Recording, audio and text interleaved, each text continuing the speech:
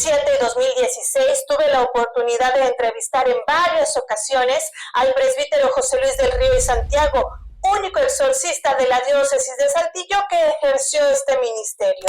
Del Río fue ordenado como sacerdote en mayo de 1970 por el Papa Pablo VI y se capacitó como exorcista durante el pontificado de Juan Pablo II, mismo periodo en el que recibió el aval del Vaticano. El sacerdote llegó a la parroquia del Ojo de Agua en la década de los 80, iglesia donde ofrecía diariamente una misa para la sanación de los enfermos. Fue en una de ellas cuando él y otros tantos feligreses fueron testigos de una presencia inesperada. Una familia con una muchacha que sí tenía signos claros de posesión diabólica. Yo iba como a la mitad de la misa, cuando me avisan que atrás había una persona endemoniada. Siempre, ¿verdad?, no conviene creerse a las primeras de que se trate de veras de algo diabólico. Yo seguí la misa, ¿verdad?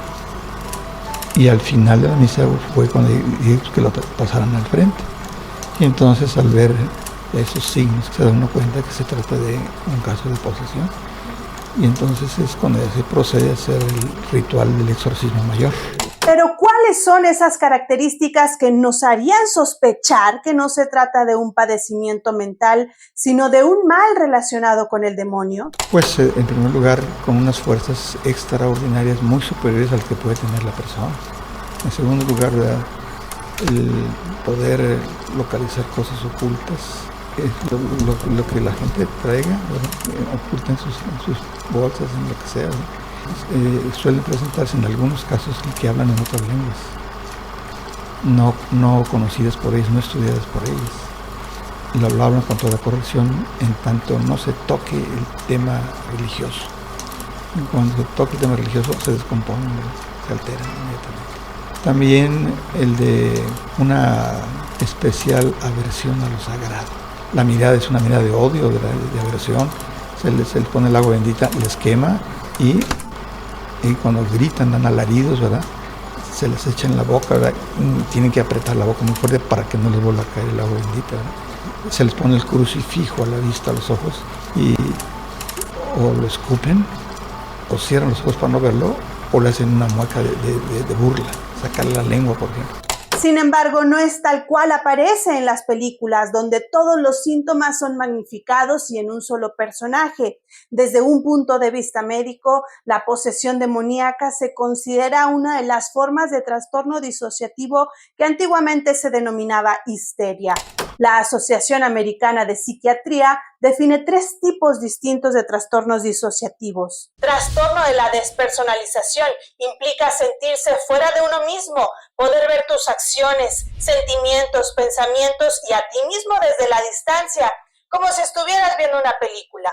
Amnesia disociativa es una pérdida de memoria más grave que los olvidos habituales. Y trastorno disociativo de la identidad, previamente conocido como trastorno de personalidad múltiple. Consiste en cambiar a otras identidades. Puedes tener la sensación de que 2 o más personas habitan o viven dentro de tu cabeza.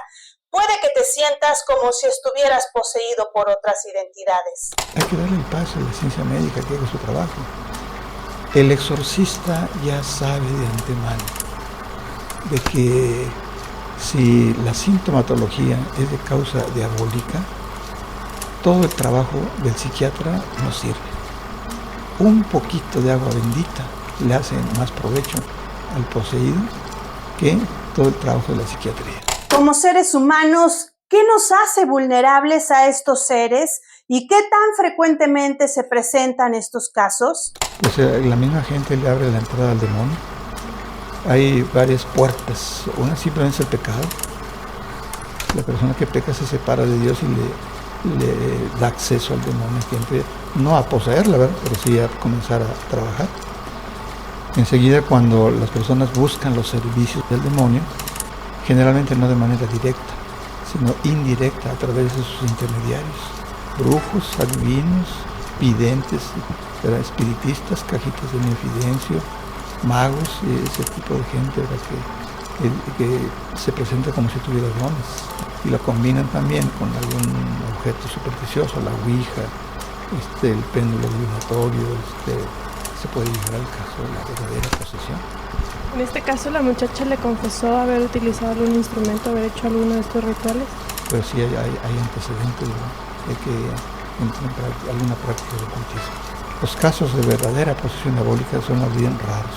Los casos más frecuentes son los de perturbaciones diabólicas, que ven sombras o figuras, que oyen ruidos al otro lado de la pared de su casa, que les mueven las cosas de la casa, se los mueven, pero que apagan y encienden los aparatos electrónicos o la luz, ese tipo de cosas. O de plano sienten que un cuerpo pesado se les recarga en la cama y no lo pueden hacer a un lado. ¿Podemos evitarlos? ¿Qué recomendaba el sacerdote? Simplemente llevando una vida cristiana regular.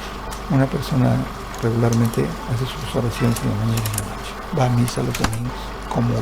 Si tiene pecado grave se confiesa antes de comulgar. Lee la Biblia, la palabra de Dios. Se integra en sus grupos o asociaciones parroquiales que hay en su parroquia.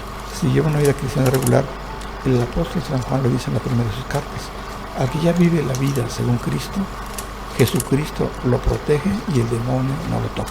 Esta experiencia fue vivida también por algunos feligreses y cada uno seguramente tendrá una apreciación de lo sucedido.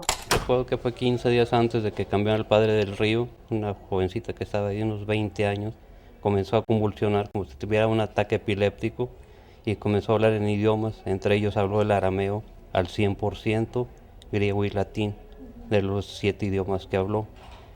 El padre en el momento no le puso la atención y cuando vio que la cosa era mayor baja el altar y le comienza a rezar y pide el misal romano y nos piden que nos unamos en oración por la señorita María Guadalupe.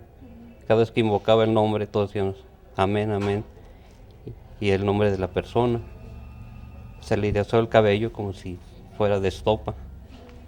Lo que más nos llamó la atención que la iglesia se enfrió mucho y olía a balata quemada, y le reza y logró exorcizar a esta muchacha que venía de Monterrey. Pues sí, todos nos alarmamos, comenzamos a temblar porque la iglesia se enfrió. También de hecho las yemas de los dedos se me amorataron. Es un temor que teníamos ahí, que porque los que conocemos sabemos, el espíritu malo puede brincar y se puede poseer de quien esté ahí presente. La ciencia suele ser escéptica y pocos médicos le recomendarían buscar opciones espirituales. Yo le pregunto, ¿cree usted en las posesiones demoníacas? ¿Conoce a alguien que haya atravesado por una? ¿Ha presenciado algún ritual de exorcismo o prefiere no adentrarse en estos temas? Próximamente.